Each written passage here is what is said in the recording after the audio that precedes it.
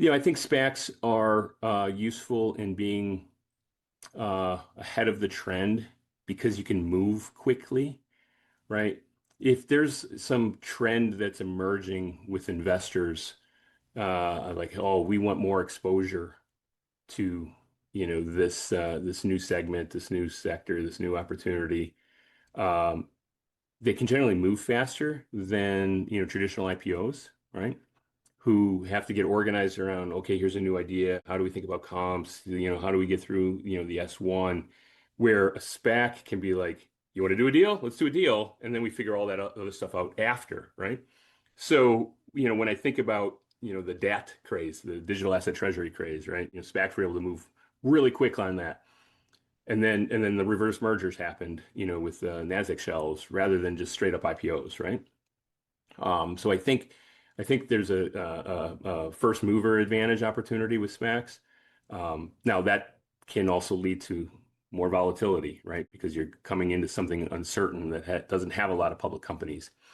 Um, and so, you got to weigh that against, I think, what happened in 20 and 21, which is, ideas that shouldn't have been funded. My joke in 2020 was if I got to see another flying taxi that's going to drop you off on the moon or Mars, in the business plan, like, I'm done with this business.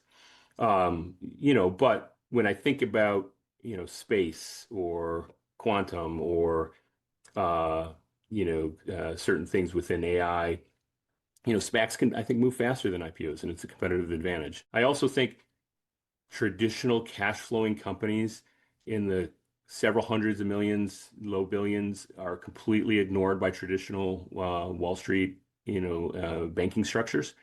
And if they don't want to keep going down a PE route of being bought and levered and sold and bought and levered and sold, uh, SPACs are a real alternative. It's an HVAC contractor. It does the air conditioning for Disney and for hospitals and stadiums and LAX and maybe LaGuardia. But I mean, that's about as boring. I mean, I think it's interesting, but as kind of the opposite end of the spectrum of space and quantum. And yet it's been, in fact, I think two of the top three SPACs of all time were construction companies, right? So that also, it should, and I don't think they could have gone public any other way, right? So. Yeah, I mean, those are certainly potential high growth and they're not theoretical. So it Yeah. really helps the market there. I mean, SPACs are a great vehicle for those that have that. So.